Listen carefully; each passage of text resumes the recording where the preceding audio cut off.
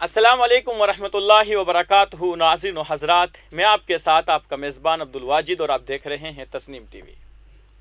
Indonesia में हफ्ते की रात एक फुटबॉल मैच के दौरान शदीद तशद्दुद के बाद कम से कम 127 अफराद हलाक हो गए।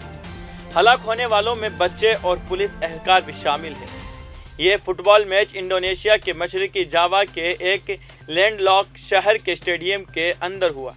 रीमा फुटबॉल क्लब को उनके होम ग्राउंड पर अपने रिवायती हरीफ पर सीबिया के हाथों शिकस्त के बाद उनके हामियों की एक बड़ी तादाद ने मैदान पर दावा बोल दिया, जिसके बाद बड़े पैमाने पर हंगामा फूट पड़ा, जिसमें 100 से ज़ायद फुटबॉल शायकीन और 2 पुलिस एहलकार मौके पर ही हलाक हो गए।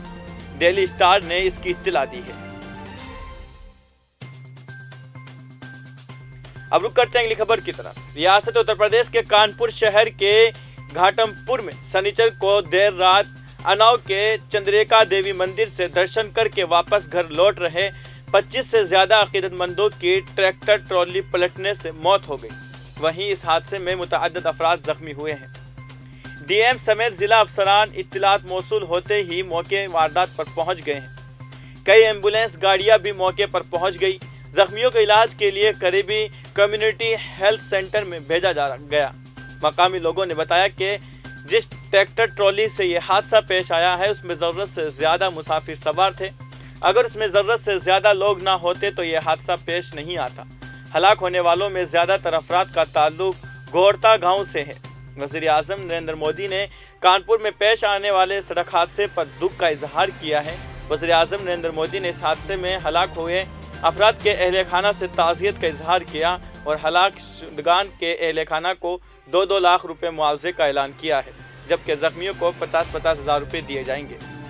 उत्तर प्रदेश के वज़ीर आला योगी आदित्यनाथ ने ट्वीट करते हुए कहा कि इस हादसे में हुई जानी नुकसानात बहुत अफसोसनाक है। मेरी ताज़ियत सौगार ख़ानदान के साथ है। इस हादसे में मरकज़ी वज़ीर दिफा राजनाथ सिंह ने ट्वीट करते हुए कहा है कि इस हादसे में हलाक होने वालों को अहले खाना से ताज़ियत का इजहार किया और जख्मियों की जल्द सेहतयाबी की दुआ की।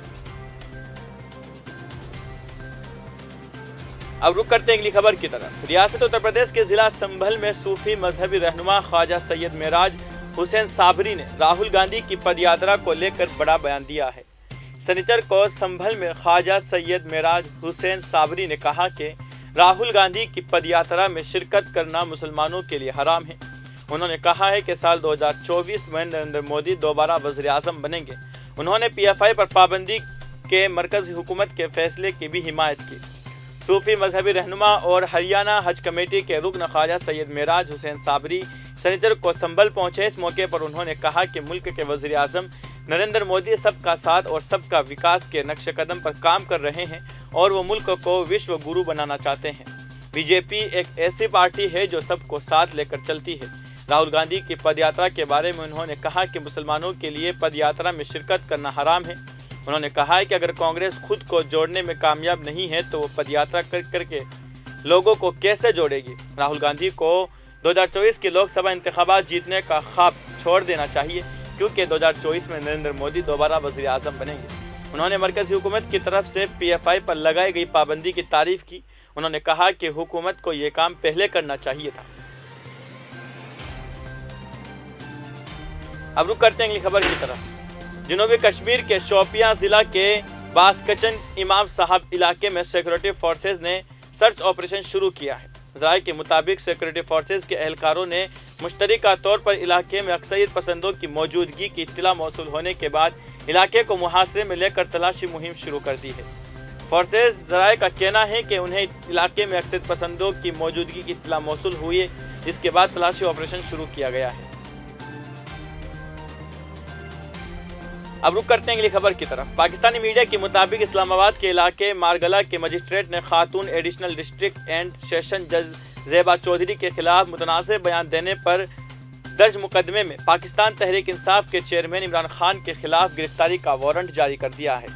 यह वारंट 30 सितंबर को जारी किया गया है। काबिल ज़िक्र है कि इससे कबल इस्लामाबाद हाई कोर्ट ने मज़कूरा केस में इमरान खान के खिलाफ तौहीन अदालत केस पर फ़र्द जुर्म आयद करने की कार्रवाई को रोक दिया था, क्योंकि इमरान खान अदालत में पेश होकर एडिशनल खातून जज से माफ़ी के लिए रजामंदी जाहिर की थी। اسلام آباد پولیس نے ٹویٹ کر کے کہا کہ chairman P T I Imran Khan کے خلاف گرفتاری کا وارنٹ جاری ہونے کا معاملہ ایک قانونی عمل ہے۔ عمران خان پچھلے پیشے پر عدالت میں پیش نہیں ہوئے تھے۔ پولیس نے کہا کہ عمران خان کی عدالت میں پیشی یقینی بنانے کے لیے وارنٹ گرفتاری جاری ہوئے ہیں اور عدالت عالیہ نے اس مقدمے سے دہشت گردی کی دفعہ خارج کرنے کا حکم جاری کیا تھا۔ اسلام آباد پولیس نے کہا ہے کہ اس حکم کے بعد یہ مقدمہ سیشن کورٹ میں منتقل کیا گیا تھا۔ عمران خان کے سیشن کورٹ سے ابھی تک اپنی ضمانت نہیں کروائی ہے۔ پیش نہ ہونے کی صورتحال میں انہیں گرفتار کیا جا سکتا ہے۔ واضح رہے کہ P T I chairman Imran Khan نے 20 اگست کو اسلام آباد میں ریلی سے خطاب میں اسلام آباد پولیس کے آئی جی اور ڈی آئی جی کے خلاف مقدمہ درج کرنے کی دھمکی دیتے ہوئے کہا تھا کہ ہم تم کو چھوڑیں گے نہیں۔ اب رخ کرتے ہیں اگلی خبر کی طرف۔ یوکرین کے بعض علاقوں کو روسی حصہ قرار دینے کے روسی صدر کے اقدام پر سخت رد عمل کا اظہار کرتے ہوئے امریکی صدر جو بائیڈن نے کہا ہے کہ پوتین آپ ہمیں ڈرا نہیں سکتے۔ روسی صدر پوتین نے گزشتہ روز یوکرین کے 4 خطوں کے ساتھ الحاق کا اعلان کیا اور اس موقع پر انہوں نے ان علاقوں کے دفاع کے لیے جوہری ہتھیاروں کے استعمال کی بھی دھمکی دی۔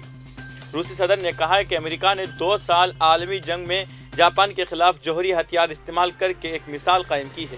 انہوں نے کہا ہے کہ یوکرین کے جن علاقوں سے الحاق کیا گیا ہے وہ اب ہمیشہ روس کا حصہ رہیں گے۔ روسی صدر کے بیان پر امریکی صدر نے اپنے رد عمل میں پوتین کو ایک لاپرواہ شخص قرار دیا اور کہا کہ پوتین ہمیں ڈرا نہیں سکتے، امریکہ اور اس کے اتحادی خوفزدہ ہونے والے نہیں ہیں۔ وائٹ ہاؤس میں تقریب سے خطاب کے دوران جو بائیڈن نے روسی صدر کو وارننگ دی اور براہ راست پوتین کو مخاطب کرتے ہوئے انگلی کیمرے کی طرف کی۔ جو بائیڈن نے کہا کہ امریکہ اپنے نیٹو اتحادیوں کے ساتھ نیٹو کے سرزمین کے ایک انچ کی دفاع کے لیے مکمل تیار ہے۔ پوتین آپ اسے غلط نہ سمجھے جو میں کہہ رہا ہوں۔ نیٹو کے سیکریٹری جنرل نے روس کے اس الحاق کو انتہائی سنگین قرار دیا ہے۔ روس کے صدر ولادیمیر پوتین نے جمعہ کے روز دوسری جنگ عظیم کے آخری دنوں میں امریکہ کی طرف سے جوہری ہتھیاروں کے استعمال اور پھر صدیوں کے نوآبادیاتی نظام، غلاموں کی تجارت اور بھارت میں لوٹ مار کے مغربی ریکارڈوں کو نشانہ بنایا۔ اپنی تقریر میں پوتین نے امریکہ کو نشانہ بناتے ہوئے کہا کہ یہ دنیا کا واحد ملک ہے جس نے 2 مرتبہ ایٹمی ہتھیار استعمال کیے، جاپانی شہریوں ہیروشیما اور ناگاساکی کو تباہ کیا۔ انہوں نے کہا کہ آج بھی انہوں نے جرمنی، جاپان، جمہوریہ کوریا اور دیگر ممالک پر واقعی قبضہ کر لیا ہے اور ساتھ ہی ساتھ انہیں برابر کا اتحادی قرار دیا ہے۔ مغرب نے اپنی نوآبادیاتی پالیسی کا آغاز قرون وسطیٰ میں کیا اور پھر غلاموں کی تجارت، امریکہ میں بھارتی قبائل کی نسل کشی، بھارت کی لوٹ مار، افریقہ کی لوٹ مار، چین کے خلاف انگلستان اور فرانس کی جنگوں کا ساتھ دیا۔ اب رخ کرتے ہیں اگلی خبر کی طرف۔ ایران کے جنوبی مشرقی شہر میں ایک پولیس اسٹیشن پر مسلح علیحدگی پسندوں کے حملے میں ملک کے اسلامی انقلابی گارڈ کے 3 ارکان سمیت 19 افراد ہلاک ہو گئے۔ ملک کی سرکاری خبر رساں ایجنسی نے ہفتے کے روز کہا کہ حملہ جمعہ کو ہوا۔ حملہ ور زاہدان شہر میں ایک مسجد کے قریب نمازیوں کے درمیان چھپ کر قریبی پولیس اسٹیشن پر حملہ کیا۔ سرکاری خبر رساں ایجنسی ارنا نے صوبائی گورنر حسین مودریسی کے حوالے سے بتایا کہ حملے میں 19 افراد ہلاک اور رضاکار بسیز فورس کے اہلکاروں سمیت 32 محافظ زخمی ہوئے ہیں۔ فوری طور پر یہ واضح نہیں ہو سکا کہ آیا اس حملے کا تعلق ایران میں ایک نوجوان ایرانی خاتون کے پولیس حراست میں ہلاکت کے بعد ہونے والی حکومت مخالف مظاہرے سے تھا۔ ایران کے صوبہ سیستان اور بلوچستان کی سرحد افغانستان اور پاکستان سے ملتی ہے، جہاں بلوچ علیحدگی پسند سیکورٹی فورسز پر حملے کرتے رہتے ہیں۔ تاہم تسنیم نیوز اسٹیشنلسٹ کی ہفتہ کو جاری کردہ رپورٹ کے مطابق حملے میں ملوث گروپ کی شناخت کے بارے میں کچھ نہیں بتایا گیا۔ فی الحال کی خبروں میں اتنا ہی۔ ملک اور غیر ملک کی تمام بڑی خبریں جاننے کے لیے دیکھتے رہیے تسنیم ٹی وی۔ آپ کے میزبان عبدالواجد کے ساتھ اللہ حافظ۔